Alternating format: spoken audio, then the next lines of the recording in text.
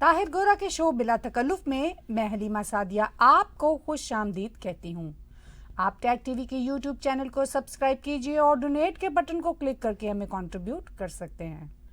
آج کے شو میں ہم تجزیہ کریں گے اسرائیل ایران جنگ بندی کے حوالے سے، ایرانی نیوکلیئر سائٹس کی تباہی کے حوالے سے، نیٹو سمٹ میں ہونے والے اہم فیصلوں کے حوالے سے اور کینیڈا کے ورلڈ سٹیج پر واپس آنے کے حوالے سے۔ تو چلیے بات چیت کا آغاز کرتے ہیں اسرائیل اور ایران کے بیچ سیز فائر کے حوالے سے۔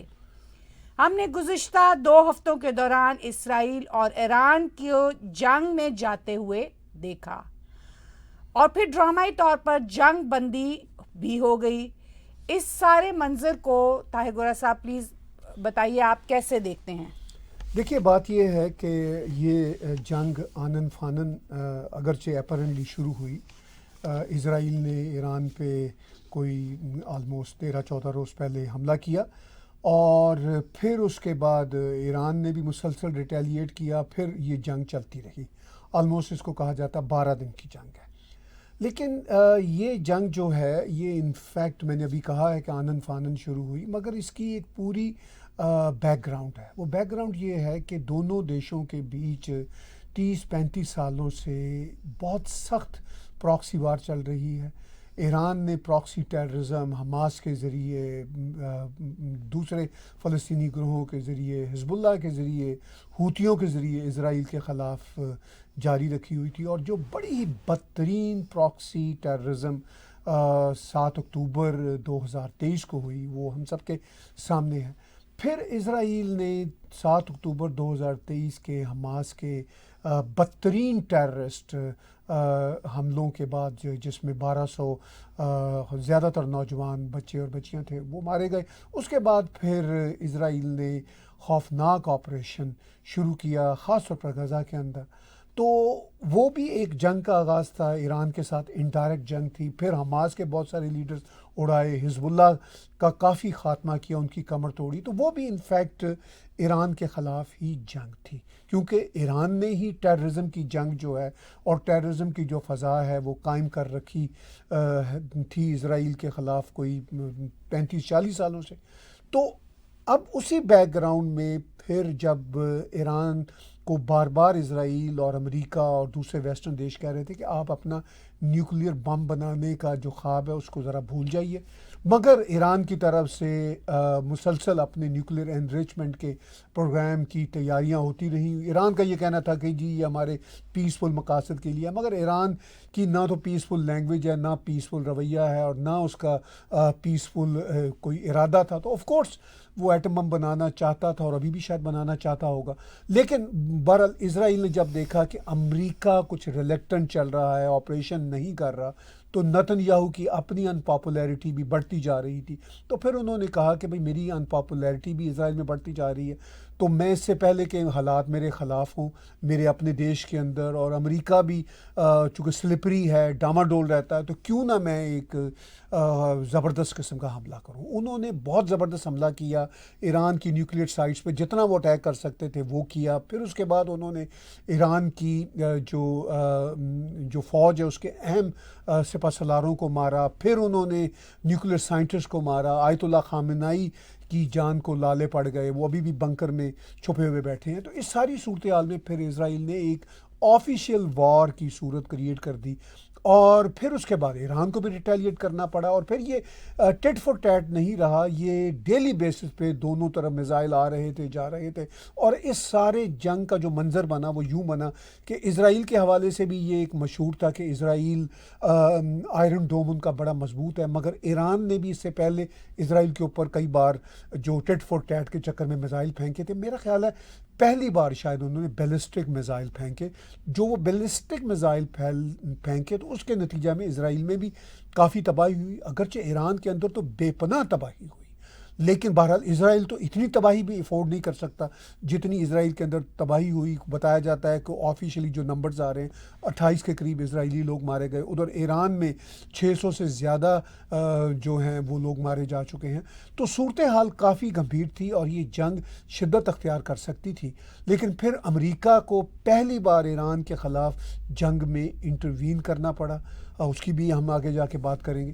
تو پھر اس کے بعد وہ جو انٹروین انہوں نے کیا سیٹرڈے کی رات کو، لاسٹ سیٹرڈے کی رات کو، اس کے بعد پھر ہمیں یہ خبر آئی غالباً منڈے کی مارننگ کو، یعنی 2 روز پہلے پریزیڈنٹ ٹرمپ نے کہا کہ بھائی ایران اور اسرائیل کی اب جنگ بندی ہو گئی ہے. انہوں نے ایک مشہور ٹویٹ دی، انہوں نے کہا God bless Israel, God bless Iran, God bless America, God bless the world.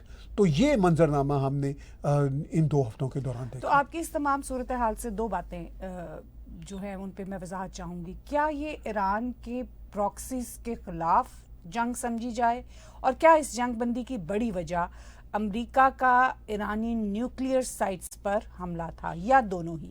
جی دونوں باتیں ہیں. ایک تو مطلب بلکہ 3 باتیں ہیں. پراکسیز کے خلاف تو اسرائیل آلریڈی ٹھیک ٹھاک قسم کی جنگ کر چکا ہے اور مزید کرنے کا ارادہ رکھتا ہے، اور انہوں نے ایران کی پراکسیز کو کافی حد تک نیوٹرلائز کر دیا ہے. اب جو امریکہ کا ایران کی نیوکلیئر سائٹس پہ حملہ تھا وہ بھی جنگ بندی کی وجہ بنا، اس لیے کہ ایران کو اپنی اوقات کی سمجھ آ گئی. وہ بہت اچھل کود کر رہا تھا. دیکھیے یہ جو روگ سٹیٹس ہیں یا جو جہادی قسم کی قوتیں ہیں، ان کا ارادہ اور بیان ہوتا ہے کہ بھئی ہم یہ کر دیں گے، دنیا کو ہلا کے رکھ دیں گے، دنیا دیکھ لے. اب دیکھیے ایران تو دھمکیاں دے رہا تھا امریکہ کو جب نیوکلیئر سائٹس پہ حملہ ہوا کہ پھر یہ امریکہ نے حد کر دیا، ہم امریکہ کو وہ نقصان پہنچائیں گے جو مثالی ہوگا. لیکن ساتھ ہی ساتھ اس کو اپنی اوقات کا بھی پتہ چل گیا. ایران کی رجیم کی میں بات کرتا ہوں، تو ایران کی رجیم کو پتہ چلا کہ بھئی اب تو امریکہ براہ راست کود پڑا ہے، اور امریکہ نے ہماری نیوکلیئر سائٹس کے اوپر وہ والے بم گرائے ہیں جو آج تک دنیا میں کہیں نہیں گرے.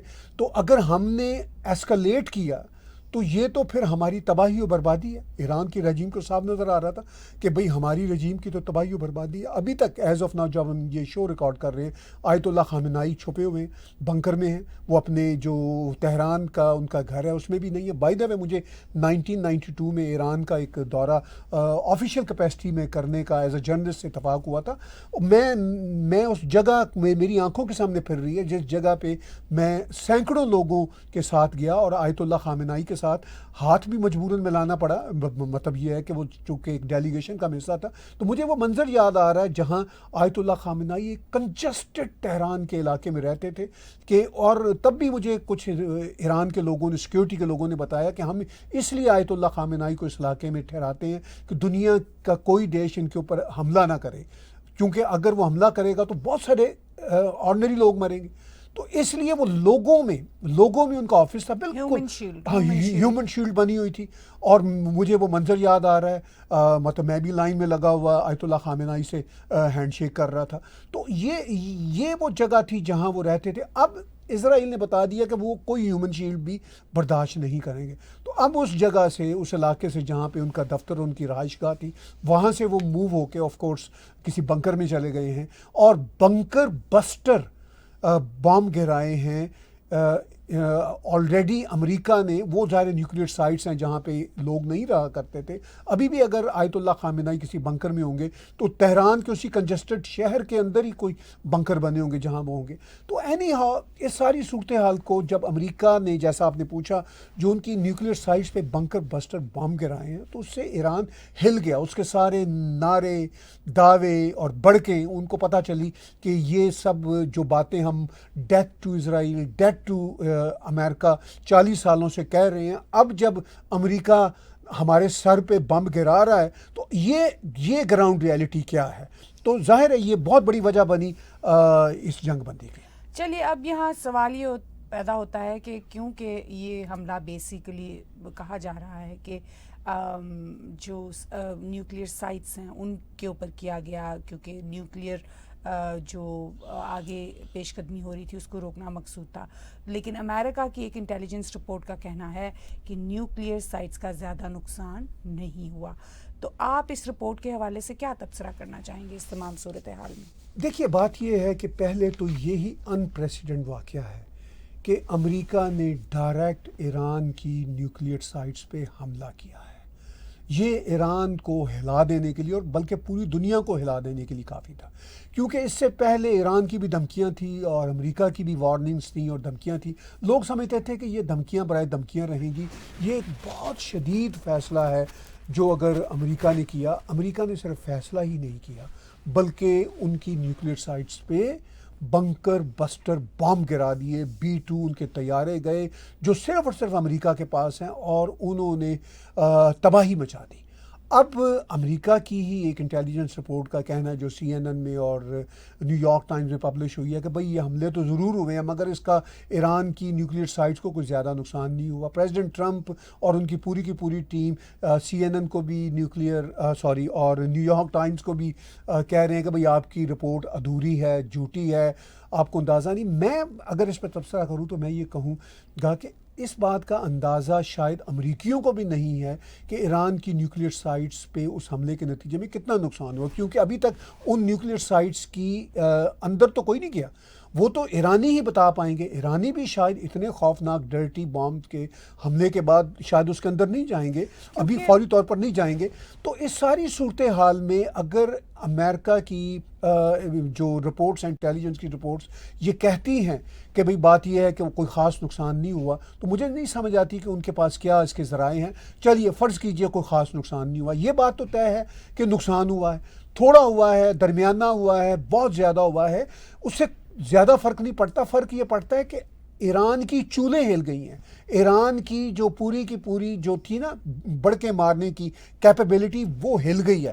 اب وہ کس منہ سے کہیں گے جی کہ امریکہ ہمارے اوپر اٹیک ذرا کر کے دکھائے؟ امریکہ نے اٹیک کر کے دکھا دیا اور بہت برا اٹیک کیا ہے۔ تو میں یہ سمجھتا ہوں کہ یہ جو اٹیک ہوا ہے، امریکہ کی انٹیلیجنس ادارے کی رپورٹیں جو مرضی کہتی رہیں، اب ایران کے لیے نیوکلیئر بام بنانے کا خواب جو ہے وہ بہت ادھورا کیا بلکہ شاید ختم ہو گیا۔ ان کو اندازہ ہو گیا ہے کہ اگر ہم فردر پیش رفت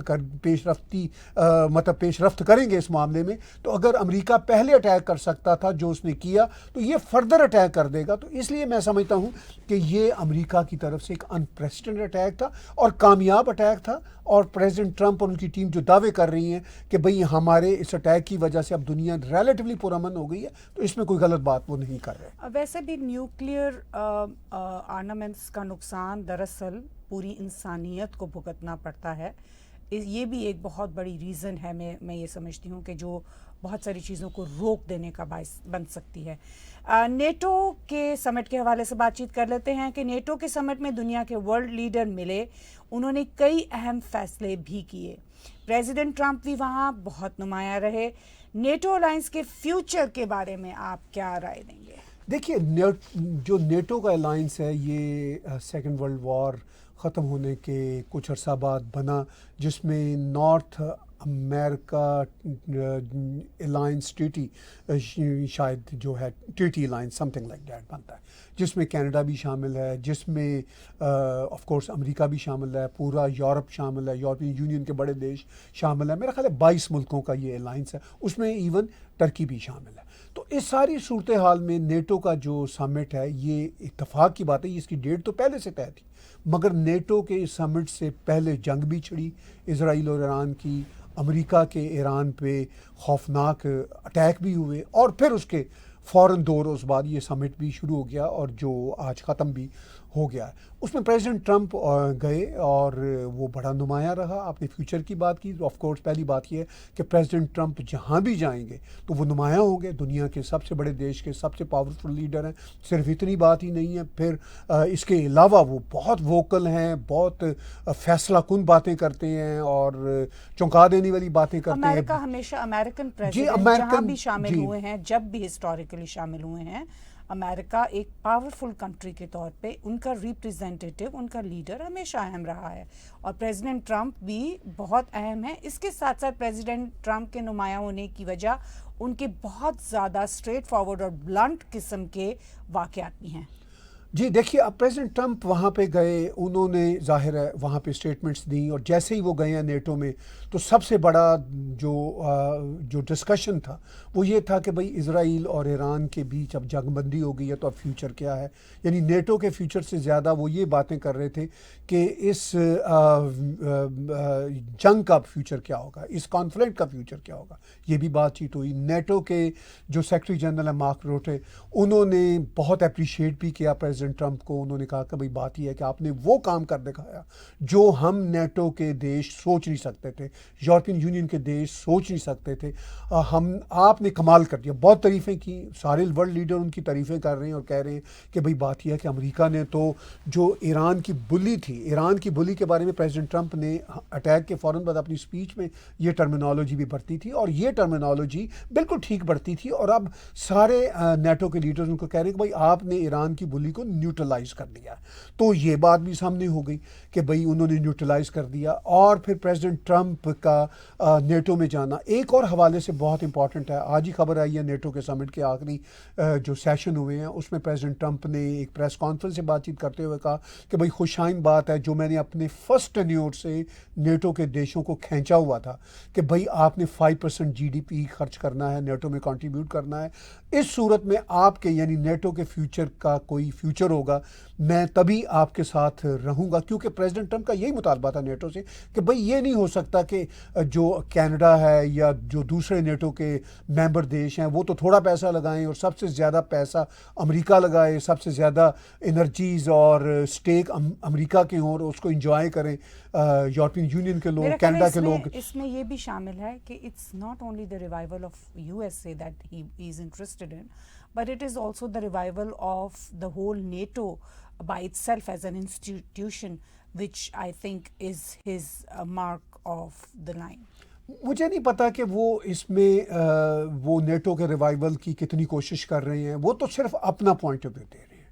وہ کہہ رہے ہیں کہ بھئی امریکہ آپ کو فری لنچ نہیں کرائے گا, جس طرح فری لنچ ایک اپیرنٹلی لگتا ہے کہ جنرل عاصم منیر پاکستان کا کروایا تھا, وہ بھی فری لنچ نہیں تھا. وہ یہی کہہ رہے ہیں پریزیڈنٹ ٹرمپ کہ بھئی اب آپ ہماری بیس پہ انجوائے نہیں کر سکتے اپنی security, you have to contribute. اب اسی وجہ سے ہم دیکھ رہے ہیں کہ ابھی کچھ مہینے پہلے بھی نیٹو کا ایک سمٹ ہوا تھا, تو وہ سب نیٹو کے جو دیش ہیں وہ اب ہل چکے ہیں. اور میونک سیکیورٹی کی جب میٹنگ ہوئی تھی کچھ مہینے پہلے, پریزیڈنٹ ٹرمپ نئے آفس میں آئے تھے, تو تب بھی انہوں نے اور ان کے وائس پریزیڈنٹ نے بھی وہاں جا کے یہی کہا تھا کہ بھئی بات یہ ہے کہ آپ اپنے آپ کو خود سنبھالیں, آپ ہم پہ ڈپینڈ نہیں کر سکتے کہ آپ ہمارے پیسوں پہ ہماری ویپنری پہ ہی آپ انجوائے کریں. تو میرا یہ خیال ہے کہ نیٹو کے اس سمٹ میں جہاں پہ ان کو یہ ایران اسرائیل کے کانفلکٹ کے خاتمے کی کچھ امیدیں بندھی ہیں اور ان کو لگا ہے کہ بھئی ایران اب اس کی چھٹی ہو جائے گی, یہ تبدیل ہوگا, اپنی ضرورت کے لیے تبدیل ہوگا, ورنہ یہ ایران کی رجیم نہیں رہے گی. اسی طرح ان کو اندازہ ہوا کہ اب ہمیں آگے اپنے نیٹو کو بھی بچانے کے لیے پریزیڈنٹ ٹرمپ کے اس پریشر کو قبول کرنا ہوگا, اپنی GDP کو بڑھانا ہوگا. کینیڈا نے بھی اس بات کو مانا ہے, یورپین یونین کے ممبر دیشوں نے بھی مانا ہے, اور ترکی بھی اس پہ عمل کرے گا. یہ ہے منظرنامہ. چلیے اب نیٹو کے کردار کے حوالے سے کیونکہ ہم نے تھوڑا سا ٹچ کیا, تو کیا نیٹو مڈل ایسٹ کی جنگوں اور روس یوکرین کی جنگوں کو مینج کرنے میں کامیاب ہو سکے گا؟ اگین یعنی نیٹو کا کیا کردار آپ اس میں دیکھتے ہیں, کیا پاسبلٹی ہے اور کیا ایکچولی ہو رہا ہے؟ دیکھیے نیٹو اٹ سیلف حالانکہ اس میں امریکہ شامل ہے, مگر امریکہ نے آج کل اپنے آپ کو الگ تھلگ بھی کیا ہوا ہے اور اپنے آپ کو اس میں شامل بھی رکھا ہوا ہے. ایسا بھی نہیں ہے کہ پریزیڈنٹ ٹرمپ نے اپنے آپ کو پل آؤٹ کر لیا نیٹو سے. لیکن اگر پریزیڈنٹ ٹرمپ یا امریکہ کو ایک سائڈ پہ چھوڑیے تو ان کے بغیر, امریکہ کے بغیر نیٹو اس قابل نہیں ہے بائی ہر سیلف کہ وہ مڈل ایسٹ کی جنگوں کو اور روس یوکرین کی جنگ کو قابو کر سکے. نیٹو ثابت ہو گیا کہ نیٹو امریکہ کے بغیر اس قابل نہیں ہے. ابھی یہ جو مینج کیا ہے مڈل ایسٹ کی جنگ کو, وہ نیٹو نے مینج نہیں کیا, وہ امریکہ اکیلے نے مینج کیا ہے. اور اگر کسی نے اس کا ساتھ دیا ہے تو وہ اسرائیل نے ساتھ دیا ہے. میرا خیال ہے اسرائیل کو نیٹو کا حصہ بنا لینا چاہیے, کیونکہ اسرائیل ایک فیصلہ کن قوت ہے اگر ہم ان جنگوں کی بات کریں. اور by the way down the road Bharat کو بھی اس کا آفر کرنی چاہیے. یہ الگ بات ہے کہ بھارت مانے یا نہ مانے, زیادہ امکان یہ ہے کہ بھارت نیٹو کا ممبر بننے سے شاید انکار کر دے. خیر یہ تو بات کی باتیں ہیں, لیکن مڈل ایسٹ کو جو مینج ابھی کیا ہے وہ نیٹو نے نہیں کیا, وہ امریکہ نے کیا ہے اور بہت حد تک اسرائیل نے بھی کیا ہے. اور پھر جو یہ یوکرین اور روس کی جنگ کا معاملہ ہے اس کو بھی نیٹو مینج نہیں کر رہا. نیٹو کے دیش جو ہیں وہ ڈیفرنٹ ڈائریکشن پہ جا رہے ہیں اور امریکہ ڈفرینٹ ڈائریکشن پہ جا رہا ہے. امریکہ کہہ رہا ہے کہ بھائی ہم نے یوکرین کا ساتھ نہیں دینا, یہ پیسہ ویسے ہم ضائع نہیں کر سکتے, لوگوں کی جانیں آلریڈی وہاں پہ بہت بڑی تعداد میں جا رہی ہیں, تو ہمیں اس کو صلح کے موڑ پہ لانا ہے, جس کے لیے امریکہ کوشش کر رہا ہے. اور نیٹو کے جو باقی دیش ہیں وہ بھی کہتے ہیں جی ہمیں پیس ٹریٹی چاہیے, مگر ہم جنگ کریں گے, فردر جنگ کریں گے روس کے ساتھ, یوکرین کے حصے واپس لیں گے, فلاں ڈیم یہ وہ, اس سے یہ مینج نہیں ہوگا. مینج کا رستہ وہی ہے جو پریزیڈنٹ ٹرمپ بائی دا وے بتاتے ہیں. تو یہ نیٹو کا سب سے امپورٹنٹ بڑا دیش ہے, اور وہ نیٹو کے دیشوں سے, باقی دیشوں سے ناراض ہیں, اور ان کو راہ راست پہ لا رہے ہیں, ان کو کہہ رہے ہیں کہ صحیح ڈائریکشن پہ آ جائیں. تو میرا خیال ہے کہ یہ اب جو مڈل ایسٹ میں جس طرح امریکہ نے مینج کیا ہے, وہ صرف ایران کے لیے سے ہی بڑا میسج نہیں ہے, وہ نیٹو کے دیشوں کے لیے بھی میسج ہے کہ بھائی آپ بھی ہماری, یعنی امریکہ یہ کہہ رہا ہے کہ ہماری بات سنیں, ہماری پالیسی کے مطابق چلیں, تبھی روس اور یوکرین کی جنگ مینج ہوگی, ادروائز آپ اس کو مینج نہیں کر سکتے. چلیے اب آتے ہیں واپس اسی سوال کی طرف کہ G7 کے سمٹ کو کامیاب ڈھنگ سے کروانے کے بعد پرائم منسٹر مارک کارنی جو ہے انہوں نے نیٹو سمٹ میں بھی کافی نمایاں کارکردگی کی, کافی نمایاں رہے. کیا آپ کا محسوس ہوتا ہے کہ کینیڈا ورلڈ سٹیج پر دوبارہ اپنی جگہ پر آ رہا ہے؟ کیونکہ یہ بہت بڑا ایک سوال رہا ہے کہ کینیڈا نے اپنی ورلڈ سٹیج کے اوپر پوزیشن لوز کی. تو کیا مارک کارنی کی وجہ سے ان دو اوپر تلے کے ایونٹس جو ہوئے ہیں اس کی وجہ سے کینیڈا کی پوزیشن کچھ بہتری کی طرف ہوئی ہے؟ دیکھیے, کینیڈا کا جو ورلڈ سٹیج کا منظرنامہ ہے اس کو چھوٹا سا خاکہ میں بتاتا ہوں. جو اگر ہم 30-40 سالوں سے دیکھیں تو کینیڈا ورلڈ سٹیج پہ امریکہ کے اتحادی کے طور پر رہا. پھر مجھے یاد ہے 9/11 کے بعد اگر ہم خاص طور پر دیکھیں تو اس وقت کینیڈا کے پرائم منسٹر جین کرسچین تھے. تو جین کرسچین نے امریکہ کا 9/11 کے بعد افغانستان میں جو آپریشن تھا اس کا ساتھ دیا, لیکن عراق میں جو آپریشن کیا امریکہ نے اس کا کینیڈا نے ساتھ نہیں دیا تھا. اس وقت جین کرسچین کے زمانے میں 2000 کی بات کر رہا ہوں, 2001 کی بات کر رہا ہوں, تو کینیڈا ورلڈ سٹیج پہ تھا. پھر جین کرسچین کے بعد پال مارٹن آئے, تھوڑی عرصے کے لیے 2 یا 3 سال کے لیے پرائم منسٹر بنے, وہ بھی لبرل سرکار سے تھے. تو وہ انہوں نے کچھ نہ کچھ جو لیگیسی تھی ورلڈ سٹیج کی کینیڈا کی وہ جاری رکھی. کینیڈا کا ایک پرانا ریکارڈ رہا ہے, وہ پیس میکر کے طور پر رہا. اچھا, پھر پال مارٹن کی اپنی گورنمنٹ کمزور گورنمنٹ تھی, وہ خیر زیادہ سال نہ چلی. پھر کنزرویٹو کی سرکار بنی, پرائم منسٹر ہارپر آئے. پرائم منسٹر ہارپر نے کینیڈا کو ورلڈ سٹیج پہ نمایاں کیا, ایرانی ایمبیسی بند کی, اور مڈل ایسٹ میں جو بھی امریکی پالیسیاں تھیں ان کو انڈورس کیا. اکنامک کرائسس کے حوالے سے اکنامک کرائسس بہت بہتر رہی. ہاں, وہ بھی بہتر رہی, اور اس کا کریڈٹ بھی مارک کارنی کو بھی جاتا ہے کہ مارک کارنی اس وقت پرائم منسٹر ہارپر کے زمانے میں اسٹیٹ بینک آف کینیڈا کے ہیڈ تھے, اور وہ بڑے قریبی ساتھی تھے پرائم منسٹر ہارپر کے. تو اچھا, یہ مارک کارنی وہ شخصیت ہیں جنہوں نے اکنامک کرائسس کے دوران, جو ورلڈ اکنامک کرائسس تھا خاص طور پر 2008 کی میں بات کر رہا ہوں, اس میں سیو کیا مارک کارنی نے. پرائم منسٹر ہارپر خود اکانومسٹ ہیں, تو انہوں نے مل کے اس کو سیو کیا. پھر یہ ٹروڈو کی سرکار آ گئی. اچھا, ٹروڈو کی سرکار میں کینیڈا کا ایک عجیب و غریب ملٹی کلچرل سا اور ایک سوٹڈ بوٹڈ بوائے کا اور خوبصورت ہالی ووڈ ایکٹر کی حیثیت کا وہ امیج بنا, لیکن ورلڈ سٹیج پہ جو کینیڈا کا کنٹریبیوشن تھا وہ نیل ہو گیا, کیونکہ ٹروڈو انتہائی نالائق پرائم منسٹر تھا. بدقسمتی سے کینیڈا کی اکانومی بھی برباد کی. کینیڈا کا پہلے اس نے آتے ہی پہلے اپنی گورنمنٹ میں اس نے صرف یہ جیسچر بنایا کہ میرے ساتھ سیلفیاں لیں, میں خوبصورت پپو سا بچہ ہوں, میں بڑا خوش ہوتا ہوں ینگ لوگوں کے ساتھ, یہ اس نے کیا. اچھا, اس کے بعد یہ یوکرین اور روس کی جنگ شروع ہوئی, تو ٹروڈو نے ظاہر ہے جو گلوبلسٹ رویے ہیں ان میں ساتھ دیا, تو ٹروڈو کو کوئی امپورٹنس نہ ملی. ٹروڈو کو ٹرمپ نے بھی اپنے پہلے ٹینیور میں بھی دوسرے ٹینیور میں بھی بہت برے شبد کہے, اور کہا کہ یہ نالائق جو لڑکا ہے یہ کینیڈا کا پرائم منسٹر کیسے بن گیا. اچھا, تو ٹروڈو کی وجہ سے ہم ورلڈ سٹیج پہ بری طرح ناکام ہوئے. مارک کارنی جب سے آئے ہیں, ابھی یہ ان کو آئے تو 2-3 مہینے ہوئے ہیں, انہوں نے ورلڈ سٹیج کو ورلڈ سٹیج پر کینیڈا کا کانفیڈنس بحال کیا. ابھی یہ دیکھیے نیٹو سمٹ میں یہ جو بڑا اچھا ان کا انٹرویو چلا کرسٹینا امانپور کے ساتھ, جو CNN کی بہت ہی پرانی لیفٹ لین جرنلسٹ ہیں لیکن بہرحال سمجھدار خاتون ہیں. تو ان کو انٹرویو دیا. یہ انٹرویو میں نے 24 منٹ کا پورے کا پورا سنا. تو بڑی امپورٹنٹ باتیں کی مارک کارنی نے. پتہ چلا کہ ورلڈ سٹیج پہ ہم آئے ہیں. By the way world stage پہ کینیڈا کا آنا جو ہے دوبارہ سے, جس طرح پریزیڈنٹ ٹرمپ نے جب مارک کارنی پریزیڈنٹ ٹرمپ سے ملنے گئے تھے واشنگٹن میں, جس طرح انہوں نے ویل بیہیو طریقے سے پریزیڈنٹ ٹرمپ کو مینج کیا, اور پریزیڈنٹ ٹرمپ بھی ان کے ساتھ بہت ویل بیہیوڈ رہے. تو اس سے ہمیں پتہ چل گیا کہ ٹروڈو کا جو چھوکرا پن تھا, جو جس کی چھاپ کینیڈا پہ لگ گئی تھی, وہ خدا نے ہماری اس سے جان چھڑا لی. گاڈ نے, بھگوان نے, واٹ ایور یو کال, اس جو ہے نا انکیپیبل پرائم منسٹر سے میں بہت دکھی ہوں. اس شخص نے ہمارے کینیڈا کا بہت نقصان کیا ہے. He could be a good hearted man, I don't care, but as a leader of Canada he destroyed our values. Anyhow, اب مارک کارنی نے تب سے کینیڈا کی ریپوٹیشن بحال کی. ان کو اندازہ ہوا کہ امریکہ کے بہت دباؤ ہیں کینیڈا کے اوپر, اور بڑے جائز دباؤ بھی ہیں کہ بھئی کینیڈا کی ساری سیکیورٹی کا خیال امریکہ کیوں کرے.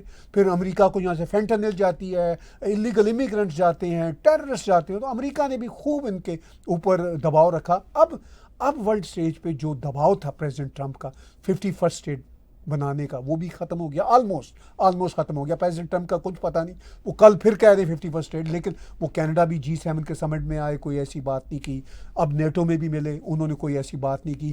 کرسٹینا امانپور نے ان سے کویشچن بھی پوچھا کہ کیا پریزیڈنٹ ٹرمپ آپ سے 51st اسٹیٹ کا مزید مطالبہ کریں گے, تو پرائم منسٹر مارک کارنی نے ہنستے ہوئے نے کہا کہ نہیں, میرا نہیں خیال کہ اب وہ مزید کریں گے. تو یہ بھی کینیڈا کے ورلڈ اسٹیج پر واپس آنے کی بات ہے. جس طرح مارک کارنی نے یورپین دیشوں کے ساتھ ہماری کینیڈا کی اچھی ریپو بلڈ کی اور فردر کر رہے ہیں, یہ بھی اچھی بات ہے. بھارت کے ساتھ بہت اچھے ڈھنگ کے ساتھ انہوں نے پرائم منسٹر مودی کو ویلکم کیا. بہت اچھے ڈھنگ کے ساتھ انہوں نے بھارت کے ساتھ اپنے تعلقات ریپیئر کرنے کی فضا قائم کی ہے. یہ خالصانی ایشوز پہ انہوں نے اس کو بھی سنپ کرنا شروع کیا ہوا ہے. یہ پرائم منسٹر مارک کارنی کا ایک بہت اہم قدم ہے. UAE کو دعوت دی, سعودی عرب کو دعوت دی, تو وہ ورلڈ سٹیج پہ تمام لوگوں کے ساتھ انگیج کر رہے ہیں, تمام پارٹنرز کے ساتھ. لوگوں نہیں کہنا چاہیے, تمام ورلڈ ایکٹرز کے ساتھ وہ انگیج ہو رہے ہیں, ایکسیپٹ چائنا. چائنا کے ساتھ چونکہ ویسٹرن ورلڈ اور امریکہ کی ٹھنی ہوئی ہے, ہمارا کینیڈا بھی ویسٹرن ورلڈ کے ساتھ آن بورڈ ہے. تو یہ وہ سارے معاملات ہیں جس پہ میں سمجھتا ہوں کہ واقعی پرائم منسٹر مارک کارنی ٹھیک ڈائریکشن میں جا رہے ہیں. انہوں نے کینیڈا کا فیس دوبارہ واپس لانے کے لیے بہت پازیٹیو اقدامات کیے ہیں. چلیے اب اسی حوالے سے, اس تمام بات کے حوالے سے یہاں یہ سوال اٹھتا ہے کہ اسی ہفتہ کینیڈا میں ایئر انڈیا بامبنگ کی 40 سالہ یاد منائی گئی. کیا کینیڈا ہماری دھرتی کے ساتھ یعنی کینیڈا کے ساتھ جڑی ہوئی دہشت گردی کو سنجیدگی سے سمجھتا ہے؟ یعنی اس میں بہت ساری ڈیٹیلز ہیں, بہت ساری ایسی باتیں ہیں جو اب تک ہو چکی ہیں اور کچھ انڈر دا لائن ہیں. تو آپ کیا سمجھتے ہیں کہ اب کیا چیزیں صورتحال واضح ہے, چیزیں زیادہ کھل کے سامنے آ گئی ہیں, یا ابھی بھی ایمبیگوٹی ہے؟ دیکھیے, تھوڑی بہت ایمبیگوٹی ابھی بھی ہے سمجھنے کے حوالے سے. ایئر انڈیا بامبنگ جو 40 سال پہلے واقعہ ہوا, ان کی ریالٹیز کو سمجھنے کے حوالے سے. مگر پرائم منسٹر مارک کارنی کے آنے کے بعد جس طرح پرائم منسٹر نریندر مودی کو انہوں نے خوش آمدید کہا, ان کا سواگت کیا, اور پھر ساتھ ہی ساتھ بیک ڈور چینل جو میں بتا رہے ہیں کہ وہ خالصانی ایلیمنٹس کو اگرچہ بھی سلو انداز میں تھوڑا سا کرب کرنے کی کوشش کر رہے ہیں, ان کو کہہ رہے ہیں کہ بھئی آپ ہمارے کینیڈا کی فارن پالیسی کو ہائی جیک نہیں کر سکتے. تو آپ اور میں ابھی اسی منڈے کو 23 جون کو ایئر انڈیا بامبنگ کی جو ایک میموریل تھی, کئی میموریل ہوئی ہے اکراس دا کینیڈا, مگر ایک سب سے بڑی میموریل یہاں ٹورانٹو میں لیک شور پہ ہوئی. ہم وہاں پہ 46 اس وقت سیلسیس فیل ہو رہا تھا ٹیمپریچر, اور ہم سب وہاں پہ تھے اور سینکڑوں لوگ تھے وہاں پہ. جو امپورٹنٹ بات تھی, کوٹ unquote white back ground کے کوئی 3-4 MPs آئے ہوئے تھے, MPPs آئے ہوئی تھیں, اس کے ساتھ ساتھ سٹی کونسلر تھے, بانی کرام بھی تھیں جو مجھے یاد نہیں پڑتا اس سے پچھلے یا اس سے پچھلے سال میں نے ان کو دیکھا ہو جو وہاں پہ پہنچی ہوئی تھی. اس کا مطلب یہ ہے کہ وہ بھی لبرل پارٹی سے تعلق رکھتی ہیں اور اونٹیریو لبرل پارٹی کی ہیڈ ہیں, اور بھارت کے acting council general to Toronto Pratap Singh ji بھی تھے. اور اس سے بڑی بات جو مین اسٹریم کا media C B C, City T V, Global T V, سب وہاں پہ پہنچے ہوئے تھے. یہ میرے لیے بہت انڈیکیشن تھی, کیونکہ اس سے پہلے بھی ہم نے میموریل دیکھی ہیں, اس طرح کی presence quote unquote white mainstream کے پولیٹیشنز کی, پالیسی میکرز کی, even R C M P کے آفیسرز, لا انفورسمنٹ کی بڑی تعداد وہاں پہ تھی, اور بھارتی کمیونٹی کے بھی سارے گروپ وہاں پہ تھے, اور بہت بڑھیا کاریکرم ہوا. جو کینیڈا کے میڈیا پہ میں نے سی بی سی پہ, سی ٹی ٹی وی پہ, گلوبل ٹی وی پہ جو باتیں سنی, اس بار مجھے اندازہ ہوا کہ وہ واقعی سمجھنے کی سنجیدہ کوشش 40 سالوں بعد شروع ہو گئی ہے کہ بھئی یہ کینیڈا کی دھرتی سے جڑی ہوئی دہشت گردی ہے.